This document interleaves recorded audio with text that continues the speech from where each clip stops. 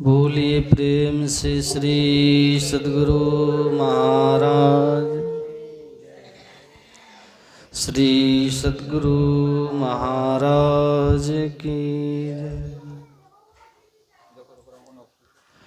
ध्येयं सदा परिभवग्नमभीष्टदोहम्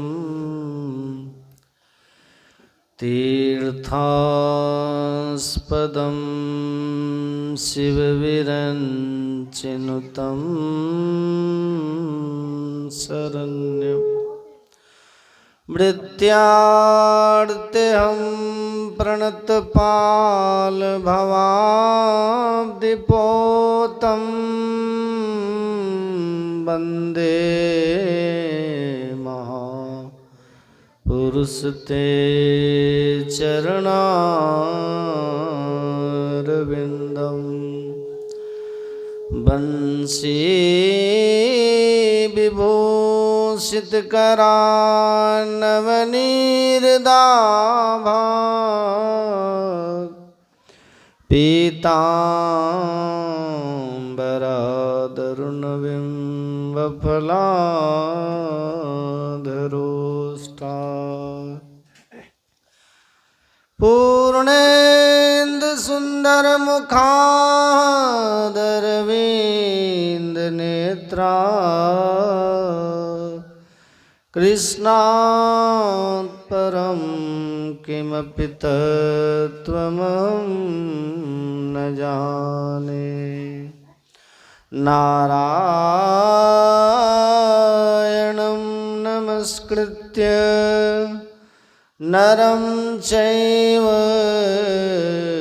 नरोत्तमं देवीं सरस्वती व्यासं ततो जयमुदीरयेत्।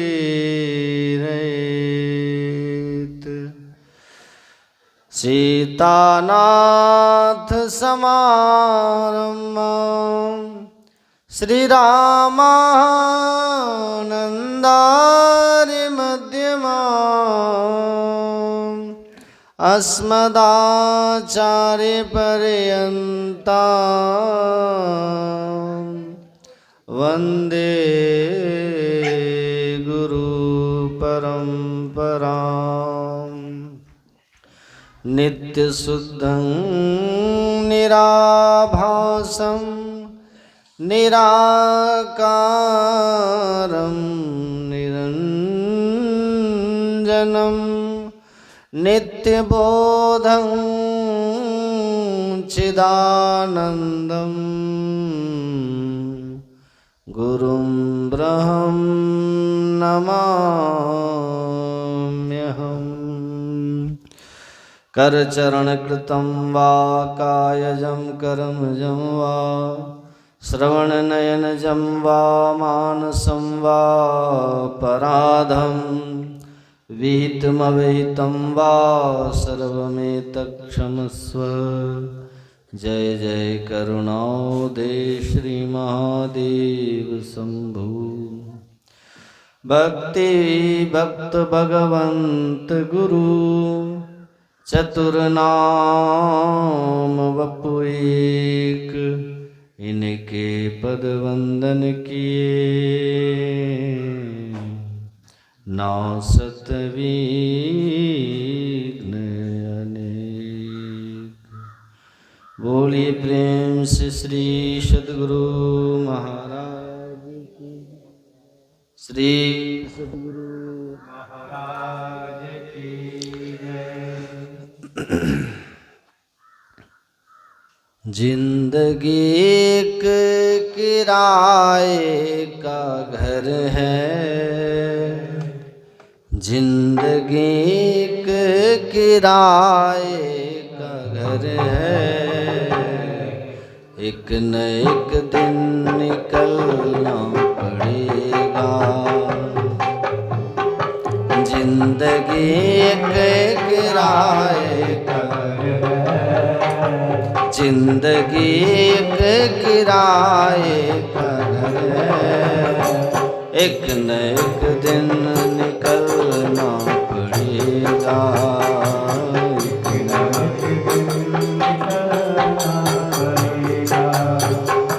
मौत जब तुमको आवाज देगी, मौत जब तुमको आवाज देगी, घर से बाहर निकलना पड़ेगा। घर से बाहर निकलना पड़ेगा।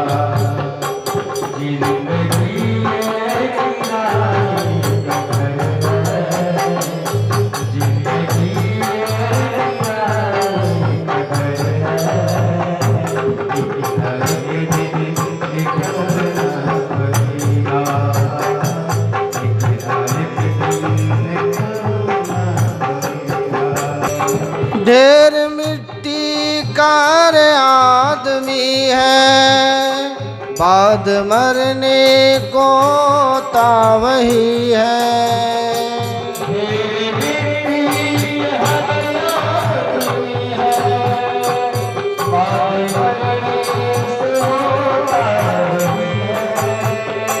या तो पूर्वक बनेगी जमी पर, या तो पूर्वक बनेगी जमी पर, या चिताओं में जलना पड़ेगा।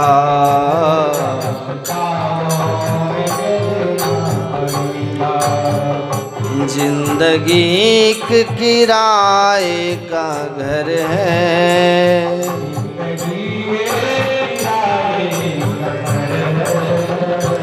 एक न एक दिन निकलना पड़ेगा।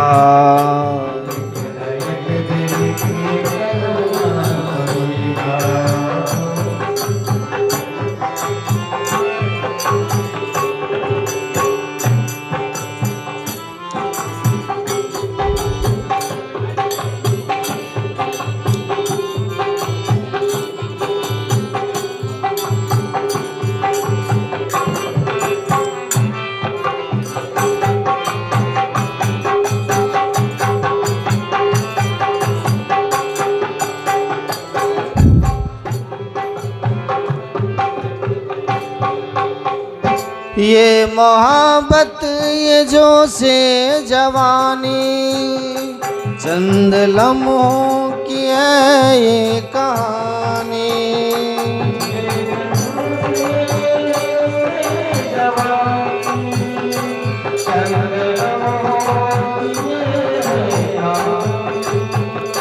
ये मोहब्बत ये जो से जवानी, चंद लम्हों की है ये कहानी।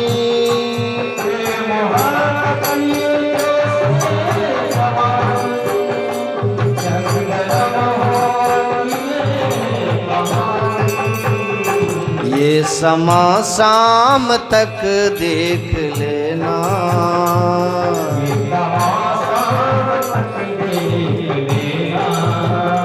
ये समा शाम तक देख लेना।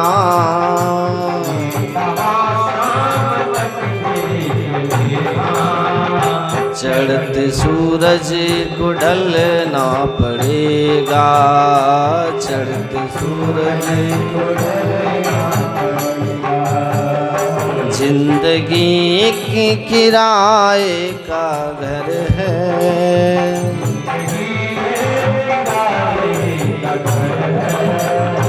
एक न एक दिन निकलना पड़ेगा, एक न एक दिन निकलना पड़ेगा।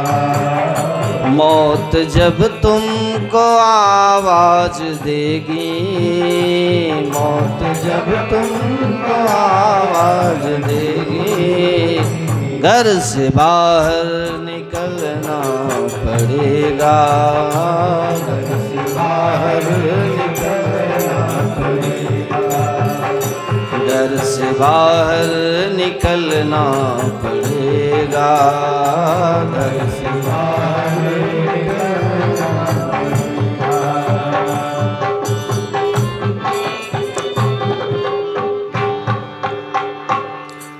बोलिए श्री सद्गुरु महाराज की जय।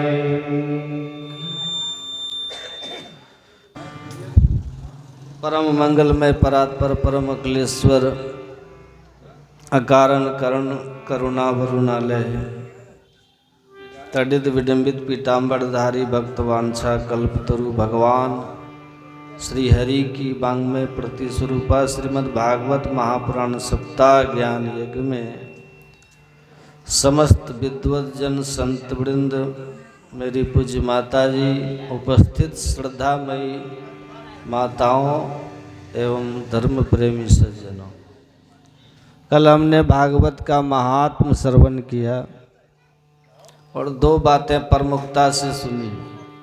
यह पावन ग्रंथ हमारे जीवन में सोए हुए ज्ञान और वैराग को जगाने वाला है। और केवल ज्ञान वैराग ही नहीं, भक्ति को प्रमुदित करने वाला ये पावन ग्रंथ है, अर्थात भक्ति ज्ञान वैराग की त्रिवेणी का महासंगम है। दूसरी बात, जीवन में किसी भी जीव को उदास निराश हताश होने की आवश्यकता नहीं, क्योंकि ये ग्रंथ पतित से पतित पापी प्रेतों को भी परम पावन पुनीत बनाने में सक्षम है। धुंधकारी जैसे पापी प्रेत भी इसका श्रवण करके पाप मुक्त होकर के शुद्ध हो सकते हैं। ऐसा मुक्ति दानेन गर्जती, मुक्ति दान की सिंह गर्जना करने वाला ये भागवत है। बोलो भागवत भगवान की। अब इस ग्रंथ में 18,000 श्लोक, 335 अध्याय और 12 स्कंद हैं। पहला श्लोक जो अभी आपने श्रवण किया मंगलाचरण का, विद्वानों ने, आचार्यों ने इसके 100 से भी अधिक अर्थ किए। अब बड़ा चमत्कारी ये मंगलाचरण है। इसमें श्रीधर स्वामी पाद ने तो अपने उस परात्पर ब्रह्म का ध्यान किया, बहुत सारे अर्थ चमत्कृत रूप से प्रकट किए। इसमें कृष्ण कन्हैया की वंदना है, हमारे दुल्हा राम जी की भी वंदना है, और हमारे भगवती सती की वंदना है, गणेश जी की वंदना है, गुरु की वंदना है, गायत्री मंत्र परक अर्थ किया है, और इस प्रकार से 100 से भी अधिक अर्थ कर डाले इस पहला मंगलाचरण का। अब ऐसे सीधा सीधा अर्थ तो ये है इसका कि सत्यम परम धीमहि, हम सच्चिदानंद परमेश्वर परमात्मा का ध्यान कर रहे हैं। कैसे हैं वो परमात्मा? जन्माद्यस्य यतः आद्यस्य अस्य विश्वस्य यतः यस्मा जन्म स्थिति भंगा भवति। हम उस परमात्मा का ध्यान कर रहे हैं जिसके द्वारा जगत का जन्म हुआ है, और पालन और श्रृंगार भी वही करते। ये जगत उन्हीं से उत्पन्न है, उन्हीं में स्थित है और उन्हीं में समा जाने वाला है। जन्माद्यस्य यतः अन्वयात इतरतः, जगत में वो परमात्मा अनुगत भी और उससे इतर भी हैं, व्याप्त भी हैं और उससे पृथक भी हैं। स्वराट स्वप्रकाश हैं। अतेने ब्रह्म हृदय आदि कवय, सृष्टिकर्ता ब्रह्मा जी को भी जिन्होंने सृष्टि के आदि में वेदों का बोध कराया था, जिन वेदों के तात्पर्य को जानने में मोह्यंत यत सूर्यः सूर्यः विद्वांसापि यत्र मोह्यन्ति, वेदों का तात्पर्य जानने में बड़े बड़े विद्वान व्यामोहित हो जाते हैं, वेदों के वास्तविक तात्पर्य को नहीं समझ पाते। तेने ब्रह्म हृदय आदि कवये मुह्यन्ति यत सूरयः तेजो ब्रारि मृदाम यथा विनिमयो यत्र त्रिसर्गो मृषाः। जिस परमात्मा की सत्य सत्ता के प्रभाव से यह सत्य जगत भी सत्यवत प्रतीत होने लगता है, जैसे मृग मरीचिका का जल दिखाई तो पड़ता पर वस्तुतः होता नहीं है। धूप में कभी कभी सड़क पर पानी भरा नजर आता है, ये सूर्य की किरणों का मात्र भ्रम होता, पानी की बूंद भी नहीं होती रोड में। ऐसे ही जगत की स्वतंत्र कोई सत्ता नहीं है, परमात्मा में ही परिकल्पित है। भामना स्वेन सदा निरस्त कुहकम, जब जीव को अपने स्वरूप का बोध हो जाता है तो माया के द्वारा दिखाया हुआ ये जगत प्रपंच सब निरस्त हो जाता है, समाप्त हो जाता है। ऐसे उस सच्चिदानंद परमात्मा का हम सब मिलकर के ध्यान करते हैं। ये सीधा सीधा अर्थ हुआ इसका। पर चूंकि ये कथा हो रहा है तो इसी मंगलाचरण में राम जी का भी ध्यान कीजिए। राम जी महाराज कैसे हैं? जन्माद्यस्य यतः अस्य श्री रामभद्रस्य यतः यस्मात् दशरथ गृहे जन्मो। जो अजन्मा है, अनादि हैं, अजन्मा अनादि होते हुए भी जिन रामभद्र ने दशरथ जी के घर में जन्म लिया, जन्माद्यस्य यतः, भगवान का जन्म नहीं होता है। भय प्रकट कृपाला दीन दयाला, भगवान तो प्रकट होते हैं परंतु अनादि हैं। फिर भी लोग भगवान का अवतार क्यों गाया राम जी का? एक भागवत के 5वें स्कंद में हनुमंत लाल जी कह रहे हैं, मर्त्यागतारस कुह्यर्थ शिक्षणम। हे प्रभु, आपने जो मानव रूप में अवतार लिया है वो मानवों को मानवता का पाठ सिखाने के लिए लिया है। एक आदर्श पुरुष मनुष्य का जीवन चरित्र कैसा होना चाहिए ये शिक्षा देने के लिए भगवान ने अवतार लिया। रावण को मारने के लिए राम जी नहीं आए। रावण को मारने के लिए तो हमारे पवन पुत्र पर्याप्त थे, हनुमान जी नहीं मार सकते थे क्या? अतुलित बल धामम है। तो फिर राम जी को अवतार लेने की क्या आवश्यकता पड़ी? बोले रावण को मारने के लिए तो हनुमान जी पर्याप्त थे, पर राम जी का अवतार तो मानवों को मानवता का पाठ सिखाने के लिए हुआ है।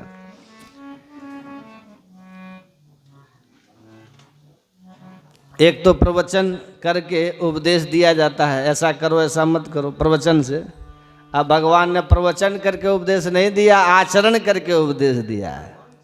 राम जी का आचरण ही उपदेशात्मक है। राम जी ने जो किया है सब करो। हमारे कन्हैया ने जो कहा है बस वही करो, है ना? जो किया है उसके चक्कर में मत पड़ो, क्योंकि राम जी हैं मर्यादा पुरुषोत्तम और घनश्याम है हमारे लीला पुरुषोत्तम। राम चरित्र परम पवित्र और कृष्ण चरित्र महाविचित्र, है ना? इसलिए कन्हैया का तो उपदेश ध्यान से सुनो, और जो किया है वो कोई कर भी नहीं सकते, है ना? बहुत से लोग होड़ करते, जब भगवान कृष्ण ने किया तो हम क्यों नहीं कर सकते? होड़ करते हैं। ठीक है, करना ही है तो क्रम से करो, शुभारंभ से करो। भगवान ने सबसे पहले पूतना मौसी का स्तनों का विष पान किया, उसको ठिकाने लगाया। थोड़ा भी आप भी चाक के देख लो, बच जाओ तब आगे के काम की सोचो। रासलीला तो भगवान ने करी, पर रासलीला करने से पहले 8 वर्ष की उम्र में कृष्ण की रासलीला हुई, पर 7 वर्ष की उम्र में पहले गोवर्धन उठाया था।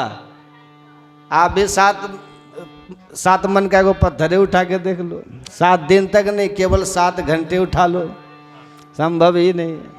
इसलिए भगवान कृष्ण की लीला सब विचित्र हैं। उन्होंने जो भगवत गीता के रूप में उपदेश दिया है उसका अनुसरण करना चाहिए। तो जन्माद्यस्य यतः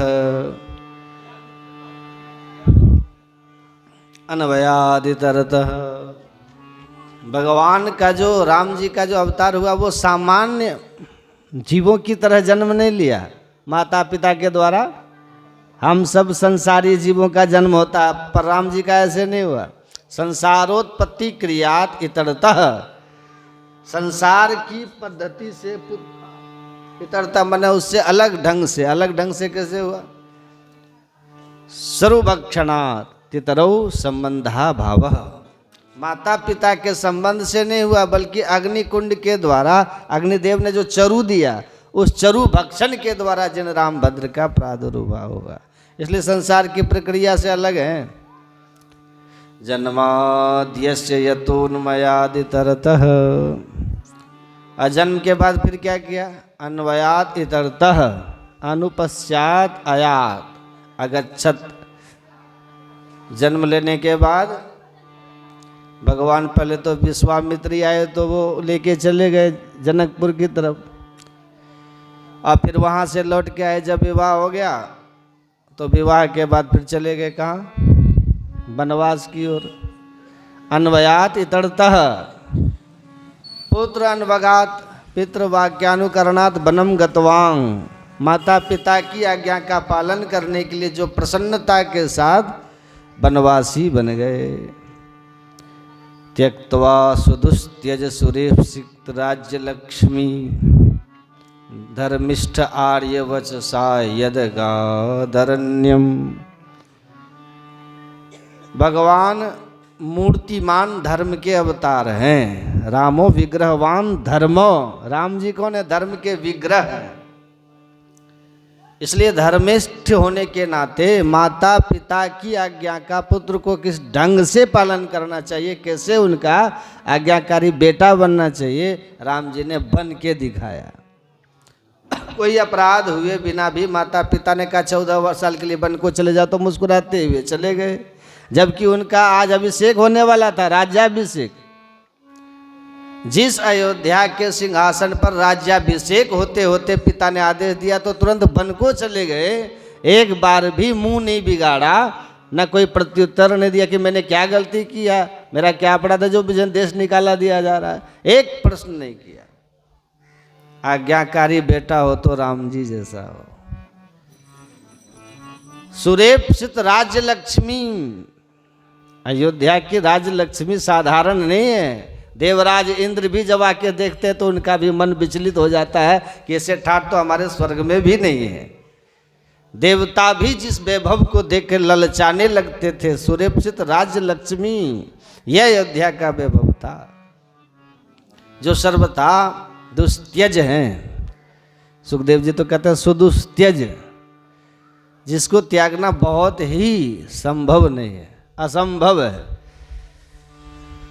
छोटी मोटी कुर्सी नहीं छोड़ी जाती महाराज, सुरक्षित राज लक्ष्मी को कौन छोड़ सकता है। ये तो राम जी महाराज हैं जो पिता की आज्ञा से मुस्कुराते हुए सब छोड़ करके चले गए। चित्रकूट वासः, अयोध्या को छोड़ करके जिन्होंने वनवासी बन के चित्रकूट में निवास किया। अर्थे स्वभिज्ञ, रावण आदि वध कर्मेषु अभिज्ञ सर्वज्ञ। राम जी जानते हैं कि मुझे क्या करना है। अपने सब लीलाओं को करने के लिए वो सर्वज्ञ हैं, वो सब कुछ जानते हैं। इसलिए भगवान ने मुस्कुराते हुए वन को प्रस्थान किया। और स्वराट, स्वराट मान सीतया सह राजते शोभते इति स्वराट, जो अपनी प्राण वल्लभा जानकी जी के साथ ही सदैव सुशोभित हुए। ऐसे हमारे श्री राम जी महाराज हैं। माता जानकी जी और राम जी देखने कहने में भिन्न भिन्न है, वस्तुतः अभिन्न है, एक ही तत्व है। कैसे? बोले गिरा अरथ जल बीच सम, कहियत भिन्न न भिन्न, बंदों सीता राम पद, जिन्हीं परम प्रिय खिन्न। ऐसे स्वराट स्वसीतया सह राजते, जो सदैव अपनी जानकी जी के साथ ही सुशोभित हुए, ऐसे राम जी हैं। तेने ब्रह्म हृदय आदि कवये, आदि कवये वाल्मीकि हृदय ब्रह्म रामायण ज्ञानम तेने अवतारात पूर्वमेव विस्तारयामास। अर्थात जिन्होंने आदि कवि वाल्मीकि जी के हृदय में अपने अवतार से पहले ही समस्त चरित्रों का प्रकाश करा दिया। राम जी के लीलाएं बाद में हुई, वाल्मीकि जी महाराज ने अपने रामायण में पहले ही उन लीलाओं का वर्णन कर दिया। अवतारात पूर्वमेव विस्तरायामासः, इसलिए तेने ब्रह्म हृदय आदि कवे, आदि कवे वाल्मीकि हृदय, ब्रह्म माने रामा ज्ञानम, तेने विस्तारितवान, अपने समस्त चरित्रों का प्रकाश वाल्मीकि जी के हृदय में जिन्होंने अवतार से पहले ही कर दिया। जबकि मोहयंती यत सूरयः, यत्र रामायण विषय सूर्यः विद्वांसोपि मुह्यन्ति मोहम प्राप्नुवन्ति। राम जी के चरित्र अद्भुत और इतने विस्तार पूर्वक हैं कि चरितम रघुनाथस्य शतकोटि प्रविस्तरम एक ही कमक्षरम पुंसाम महापातक नाशन। राम जी के चरित्र अनंत विस्तार में है। रामायण शतकोटि अपारा, अनंत रामायण है जिनके हम नाम भी नहीं जानते हैं। धर्म सम्राट करपात्रे जी महाराज ने रामायण मीमांसा ग्रंथ लिखा है, कभी आप पढ़ के देखिएगा। सैकड़ों रामायणों की चर्चा उसमें है। कितना, किस क्षेत्र में, किस देश में, किस प्रकार की कौन कौन सी रामायण चलती है। हम ज़्यादा से ज़्यादा 4-5 रामायणों का ही नाम जानते होंगे बस। रामचरितमानस, वाल्मीकि रामायण, आनंद रामायण और अध्यात्म रामायण, ऐसे 2-4 रामायणों का ही नाम याद होगा। उसमें सैकड़ों रामायणों का उदाहरण धर्म सम्राट जी ने दिया है, करपात्रे जी महाराज। तो ये तो अब हैं, इसलिए गोस्वामी जी ने संकेत में कह दिया रामायण शतकोटि अपारा। हजारों नहीं है, लाखों नहीं है, करोड़ों रामायण है, शतकोटि इतने। वो भी अभी लिखते जा रहे हैं, अभी भी लिखे जा रहे हैं। इसलिए कहते हैं शतकोटि प्रविस्तरम, अनंत काल तक ये रामचरित्र लिखता जाएगा, फिर भी इसका अंत होने वाला नहीं है। तो मोहयंती यत सूर्य, बड़े बड़े विद्वान राम जी के रहस्य को, संपूर्ण चरित्र को समझने में व्यामोहित हो जाते हैं। राम जी के चरित्र समझ में नहीं आते। भगवान महादेव राम कथा अनादिकाल से गा रहे हैं, फिर भी सती जी मोहित हो गई। राम जी के लीला देख करके सती जी को मोह हो गया। दशानन रावण को मोह हो गया। रावण को सबने समझाया कि वो साक्षात परमात्मा, वो मानने को तैयार ही, मैं कैसे मान जाऊं। मैंने अपनी आंखों से देखा, वो सोने के मृग के पीछे भाग रहा था। अरे सामान्य व्यक्ति भी जानते हैं कि सोने के मृग नहीं घूमते। अब वो भगवान होकर के सोने के मृग का शिकार करने भाग रहा था, मैं कैसे मानूं वो भगवान है। भगवान सर्वज्ञ होते हैं, उसको तो इतना भी पता नहीं है कि ये सोने का मृग नहीं होता है। माया मृगम देते क्षितमन वधावत, वंदे महापुरुष ते चरणारविंदम। न जाने कितनों को मोह हो गया, बड़ों बड़ों को मोह हो जाता है। गरुड़ को मोह हो गया था, मेघनाथ ने नागपाश में बांध दिया। नारद जी ने गरुड़ से कहा छुड़वाओ, तो गरुड़ ने छुड़वा तो दिया, परंतु खोपड़ी खराब हो गई। भगवान के नाम से भवसागर से, भव बंधन से मुक्ति मिल जाती है। ये भगवान को तो मैंने मुक्ति दी है, मैंने छुड़ाया है, तो ये भगवान कैसे हो सकते हैं। तो भगवान के जो नित्य वाहन हैं, 24 घंटे उनके साथ रहने वाले वाहन गरुड़, वो भी जब उनके लीला रहस्य नहीं समझ पाते तो सामान्य जीव कोई कैसे समझ पाएगा। इसलिए मोहयंती यत सूर्य तेजो बारि मृदाम यथा विनिमयो यत्र सर्गो मृषा। तेजो बारि मृदाम, ध्यान से सुनिए। तेज माने अग्नि, वारी मतलब जल, अमृदा माने मिट्टी। भगवान ने तीनों का निग्रह किया। अग्नि का स्वभाव होता है जलाने का, भस्म करने का, पर राम जी ने अग्नि के स्वभाव को निग्रह कर लिया। और जानकी जी से कहा तुम पावक मोह करो निवासा। देवी जी हम पृथ्वी का भार उतारने आए हैं, तो जब तक हम असुरों का संहार करते हैं तब तक तुम अग्नि में निवास करो। अब अग्नि में कोई निवास कर सकता है क्या? परंतु अग्नि में जो दाहक तत्व है, जलाने की जो सामर्थ्य है, वो भगवान की दी हुई है। दहत्य अग्नि ही, अग्नि में दहन करने की शक्ति प्रभु की दी हुई है। भगवान कहते हैं भागवत में, मद भयात पाति भातोयम सूर्यस्तपति मद भयात वर्षतीन्द्रो दहत्यग्नि मृत्युश्चरति मद भयात।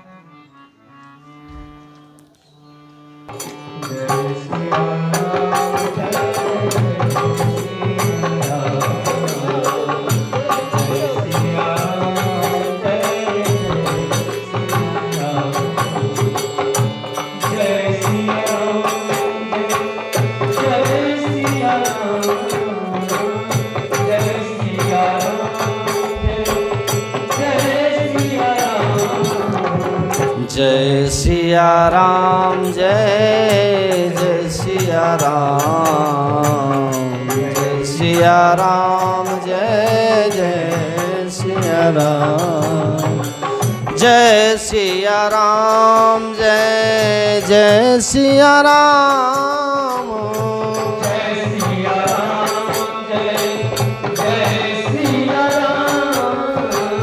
जय सिया राम जय जय सिया राम, जय सिया राम जय सिया राम, जय सिया राम जय जय सिया राम,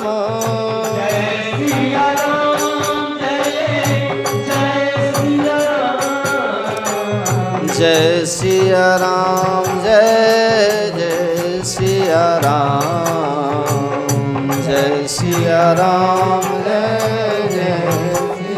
राम जय जय सिया राम।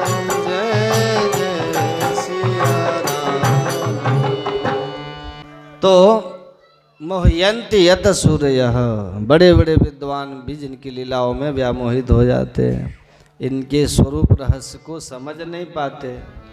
तेजो बारी मृदाम, जिन्होंने अग्नि को शीतल कर दिया, जानकी जी को अग्नि में निवास दे दिया, तुम रहो यहाँ जब तक हम विनाशाय चतुष्कृताम का कार्य पूरा करते हैं, पृथ्वी का भार उतारते हैं। तो जिनके लिए अग्नि शीतल हो गई, तेजो बारी समुद्र, समुद्र को बांधना कोई सामान्य काम है क्या? अरे नदी तालाबों पर पुलिया पर पुल बांधने में बरसों लगा देते हैं, कितना समय लग जाता है। सागर को बांधना, सागर पर सेतु बनाना, वो भी सिर्फ 5 दिन में संभव किया। ऐसे सामर्थ्यवान श्री राम जी, जिन्होंने नदी पर तालाब पर पुलिया पर नहीं, समुद्र पर सेतु बांधा, वो भी केवल 5 दिन में। अग्नि को जिन्होंने शीतल कर दिया, सागर को जिन्होंने बांध लिया, तेजोबारी और मृदाम जिन्होंने पाषाण खंड से सजीव भगवती अहिल्या को प्रकट कर दिया। पत्थर से कोई नारी प्रकट हो सकती है भला? कर्तुम अकर्तुम अन्यथा कर्तुम समर्थ ही ईश्वर होते हैं। राम जी सर्व समर्थ ईश्वर हैं, इसलिए अग्नि को शीतल कर लिया, सागर को बांध लिया और पाषाण खंड से देवी नारी अहिल्या को प्रकट कर दिया। तेजो वारि मृदाम यथा विनिमयो यत्र त्रिसर्गो मृषाः, जिनके 3 धाम अयोध्या में प्रकट होकर के अवधवासियों को कृतार्थ किया, और फिर मिथिला में दूल्हा राजा बन करके मिथिलावासियों को अनुग्रहित किया, और फिर वनवासी बन के दंडकारण्य में जाकर के वनवासियों को कृतार्थ किया। वनवासी बन के बानरों को, भालुओं को भी कृतार्थ किया, और लंका में जाकर के निशाचरों का भी कल्याण किया। राम जी का कूप भी कृपापूर्ण ही होते हैं। बोलो जय सिया राम।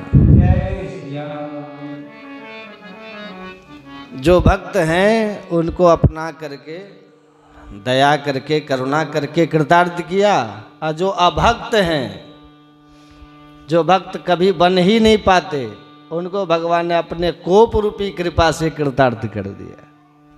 रावण ये जानता है कि होए भजन नहीं तामस देहा, हम तामसी असुरों से कभी भजन नहीं हो सकता है, कल्याण कैसे होगा फिर? तो राम जी ने कोप की कृपा से कल्याण किया, उसका भी उद्धार किया। एक बार दुष्टों ने भगवान से कहा प्रभु हम न होते तो आज आप भी नहीं होते। भगवान बोले अच्छा तुम कहना क्या चाहते हो? बोले हम ये बताना चाहते हैं सरकार, हम आकर के आतंकवाद फैलाते हैं, आपके भक्तों को सताते हैं, वो सब गिड़गिड़ा के रोते हैं, तब आप अवतार लेते हो। हम नहीं आतंक नहीं फैलाया होता तो ये रोते ना आप आते। तो आपके बुलाने के कारण तो हम ही बने ना, हमने ही तो आपको बुलाया है। भगवान बोले बात तो ठीक है, अच्छा चाहते क्या हो? बोले यही चाहते कि जब हमारे कारण ही आप आते तो हम पर भी कृपा करो, हमारा भी उद्धार करो। भगवान बोले तो आप हमारा भजन करो। दुष्टों ने कहा यदि भजन ही करते तो दुष्ट ही क्यों होते? जो काम हो सके वो बताओ, जो नहीं हो सकता वो मत बताओ। होए भजन नहीं तामस देहा, हम तामसी लोगों से भजन हो ही नहीं सकता, ऐसा काम मत बताओ जो हो ही नहीं सकते। भगवान बोले तो ये बताओ तुमसे क्या हो सकता है? बोले हमसे लड़ाई झगड़ा करना खूब आता है। हम तामसी लोग हैं ना, लड़ना भिड़ना खूब जानते हैं, गाली गलौज करना जानते हैं, ये सब हमारे स्वभाव में। भगवान बोले चलो भजन नहीं कर सकते तो लड़ाई तो करोगे? बोले खूब करेंगे। तो हमसे लड़ाई करो, झगड़ा करो, उससे हमारा कल्याण होगा? बोले भगवान जरूर होगा।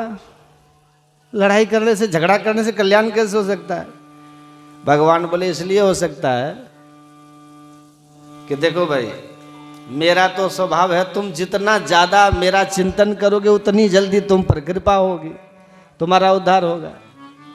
तो जब व्यक्ति किसी पर क्रोध करता है, किसी से झगड़ा करता है, उसका चिंतन भी तो बहुत करता है, नहीं करता है? प्रेमी को तो जब याद करोगे तभी उसकी याद आएगी, और अपने शत्रु को तो तुम भुलाना भी चाहोगे तो भी याद आएगी, नहीं आएगी? कोई आपको कितना भी समझा के जो लड़ाई झगड़ा होना था हो गया, छोड़ो इन बातों को, कुछ नहीं रखा, भूल जाओ इन अरे साहब ऐसे कैसे भूल जाएंगे? उसने जो मेरे साथ किया मैं जिंदगी में नहीं भूल सकता। तो कितना भी कोई समझाए फिर भी आप शत्रु को भुला नहीं पाओगे, वो बार बार विवश जबरदस्ती आपको याद आएंगे। तो भगवान कहते भाई तू मित्रता नहीं कर सकते, प्रेम नहीं कर सकते तो शत्रुता करो, शत्रु के भाव से कम चिंतन तो मेरा ही करोगे ना। बोलो जय सिया राम। राक्षसों ने कहा हाँ ये काम तो बहुत बढ़िया कर सकते हैं। इसलिए राम जी ने शत्रु भाव से रावण के संबंध को स्वीकार करके उसका भी उद्धार कर दिया। जब राम जी ने गिधराज जटायु को गोद में लिया और कहा ये तो हमारी दशा किसने करी तुम्हारी, गिधराज जी ने सारी कहानी सुना दी। नाथ दशानन यह गति की नहीं, मेरी ये दशा दशानन ने की है, रावण ने की है। राम जी एकदम कोप में भर गए और कहा तात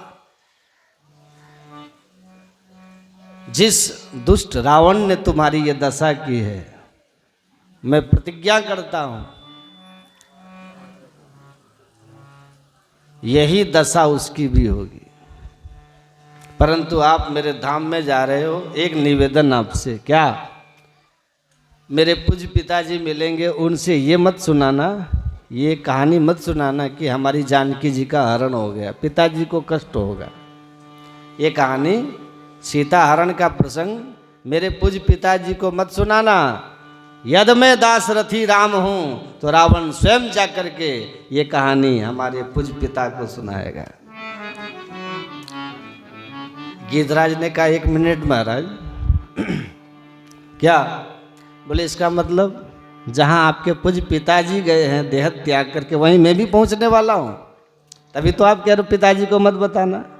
भगवान बोले हाँ तुम भी वहीं पहुँचोगे। अच्छा तो जहाँ आपके पिताजी और हम पहुँचने वाले वहाँ रावण भी आने वाला है क्या? आप ही कह रहे हो रावण आकर के सुनाएगा, तो क्या रावण भी वहीं पहुँचेगा? भगवान बोले हाँ वो भी वहीं पहुँचेगा। अब बोलिए यदि मरने के बाद प्रभु के पिता भी पहुंच रहे हैं, वहीं उनके भक्त गिधराज भी पहुंच रहे हैं, और वहीं पर उनके शत्रुता करने वाला रावण भी पहुंच रहा है, तो गति तो सबकी एक ही हो रही है कि नहीं? पिता के नाते दशरथ जी को, भक्त के नाते गिधराज जी को, अशत्रु होने के नाते रावण को भी। इसलिए सबकी गति एक ही है, भगवान के धाम। एक गति क्यों है? क्योंकि सबका संबंध भगवान से है। अग्नि का स्वभाव होता है उसमें कोई भी वस्तु डालो गंदी से गंदी वस्तु डालो, जंग लगा लोहा डालो, अग्नि का गुण है वो सबको अपना जैसा बना देती है। अग्नि के ही सदृश हो जाती है वो वस्तु अग्नि में गिर के। उसी प्रकार भगवान भगवान है, भगवान से कैसा भी संबंध जोड़ लो, प्रेम का, मित्र का, शत्रु का, पुत्र का, पिता का, कोई भी नाता, दोहे मोहे नाते अनेक मानिए जो भावे। कोई भी नाता जोड़ लो, पर नाता यदि भगवान से जुड़ गया तो चिंतन भगवान का चलेगा, और वो चिंतन किसी भी संबंध से चले जीव का कल्याण होगा, उनका स्मरण होना चाहिए बस। कस्मात् केनाप्य पायन मन कृष्णे निवेश ही, कैसे भी तुम्हारे मन में प्रभु का चिंतन चलना चाहिए। जो चाहो नाता बनाओ जीवन काल में। इसलिए लोक परलोक, इहलोक और परलोक दोनों में आनंद लेना है तो भगवान से बढ़िया संबंध जोड़ना चाहिए। तो यत्र त्रिसर्गो मृषा, भगवान के जितने भी चरित्र हैं, चाहे अयोध्या के हो, चाहे मिथिला को हो, चाहे दंडकारण्य के हो, सभी अद्भुत है, दिव्य है।